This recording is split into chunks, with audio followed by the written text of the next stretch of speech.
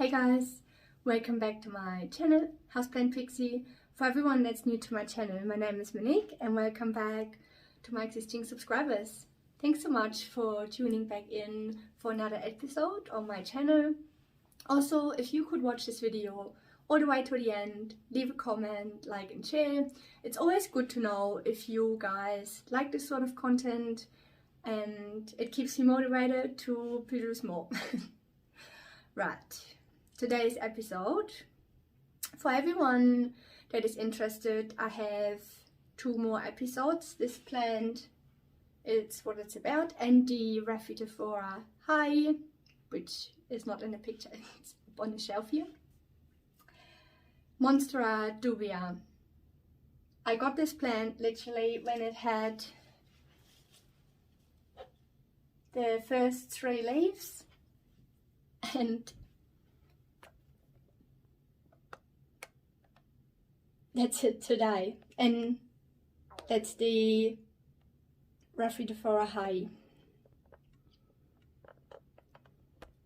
An absolute amazing plant. If you are a beginner, I do recommend buy this plant established. So buy the plant maybe already on the board or with good root system and starting to shingle. I highly recommend this type of wood. I never treated it, that's the way it looks. It looks amazing against the wall and it's super lightweight.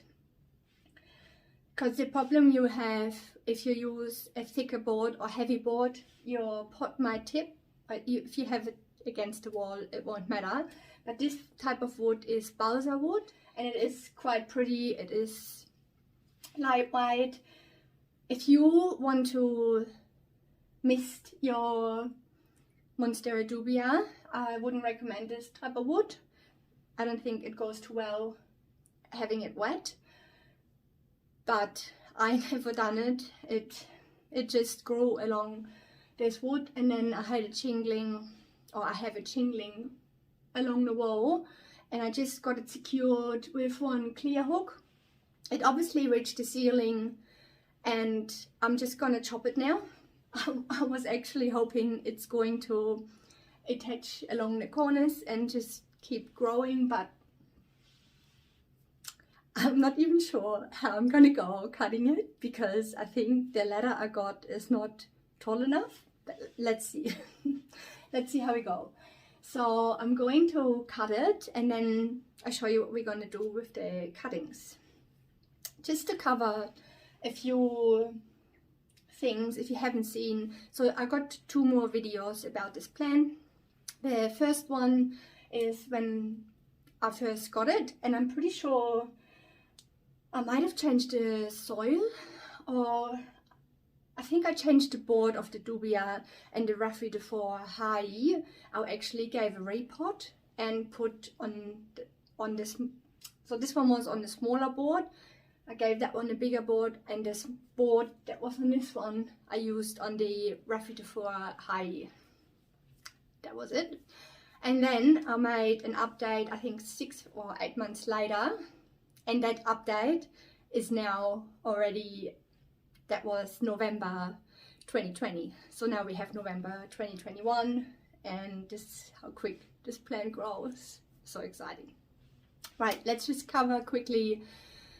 I have this plant in my bedroom. My bedroom has a big floor window which is east facing, so it gets the morning sun, super bright indirect light.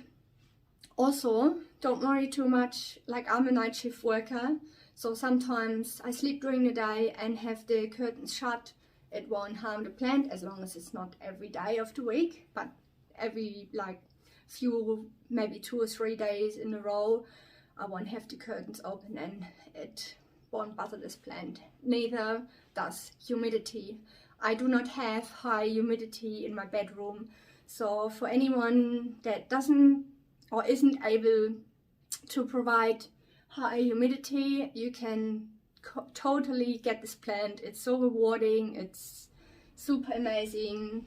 This is the proof. You don't need you don't need to have it trailing along a moss pole and water it and give it humidity. It grows. This is the proof it grows, just in my bedroom. The temperature, even in winter, the temperature in my house, I don't think, or I believe, because I get cold really easy, I doubt it drops below 15, 18 degrees.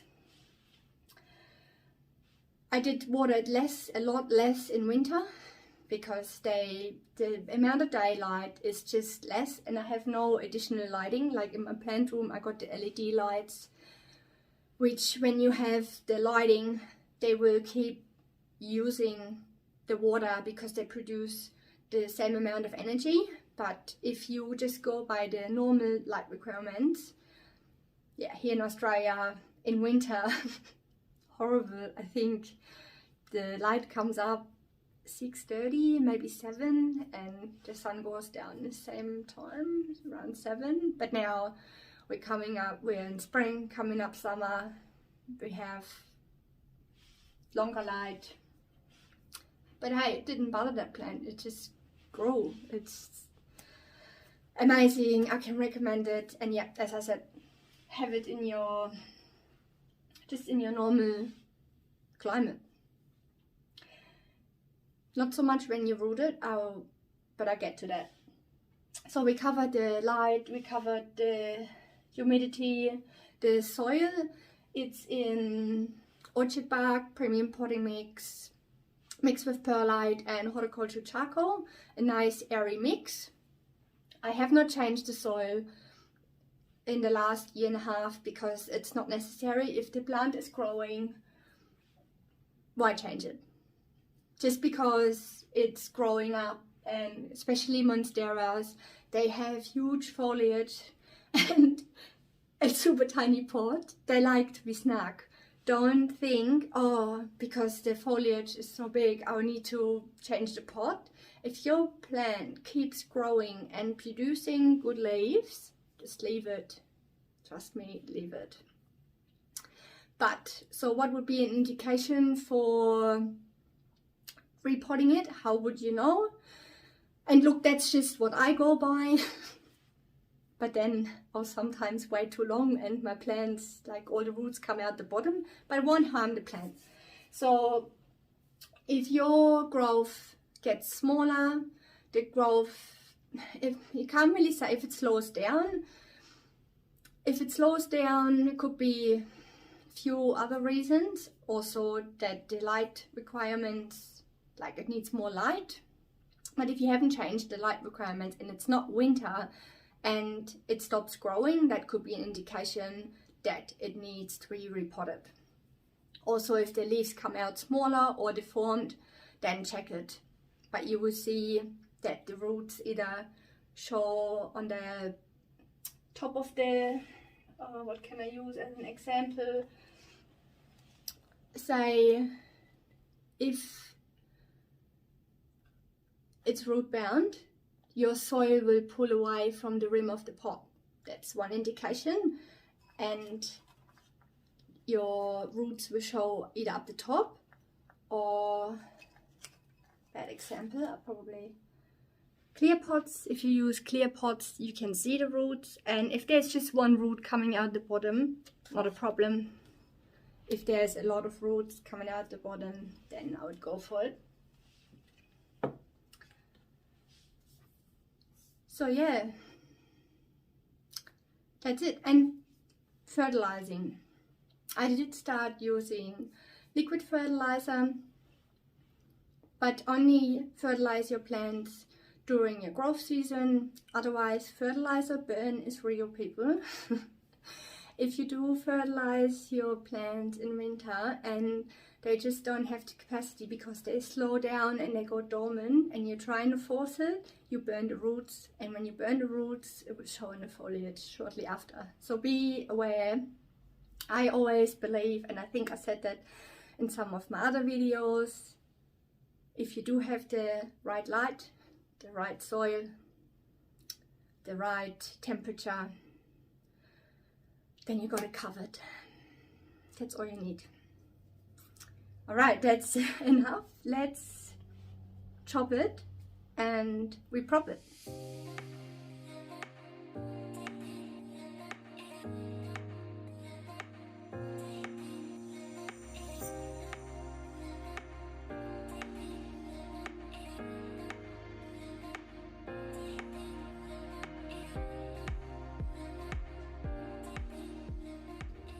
Right, so this is the cutting, and I'm actually going to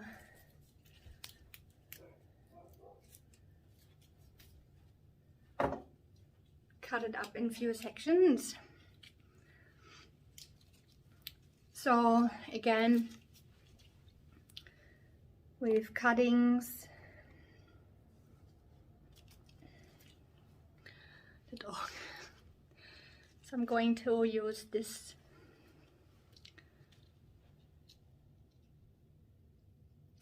actually I'll leave the empty note on it. Yep. Okay, I'll show you. I'm gonna put the scissors on the bench here because little Millie she just needs to look at everything.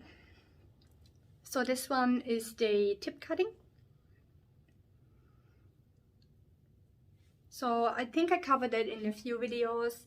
The tip cutting, as the name says, is of the tip of the plant, and the tip cutting is known as the cutting that develops roots and new growth the quickest.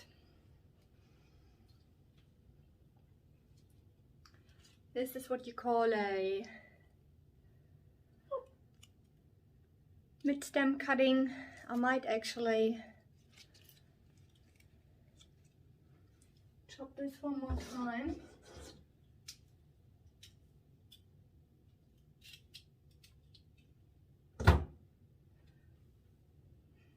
Mid-stem cutting.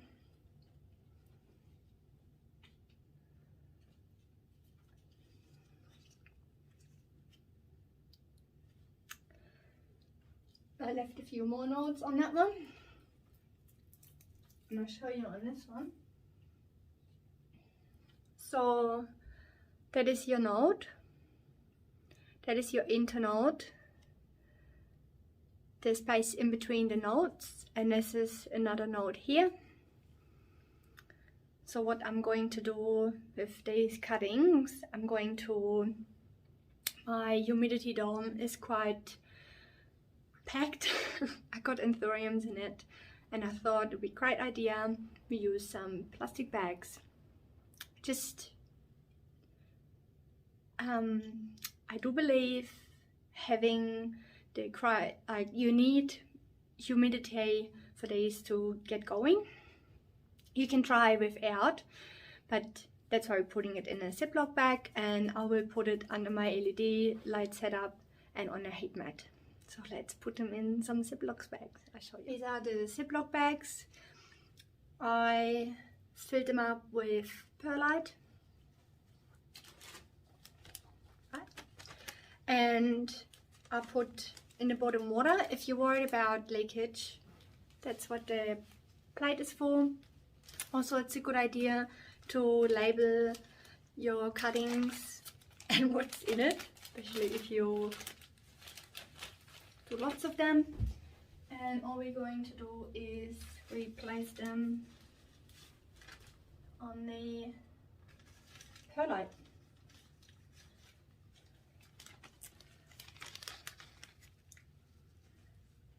Oh, not sure if you can say that.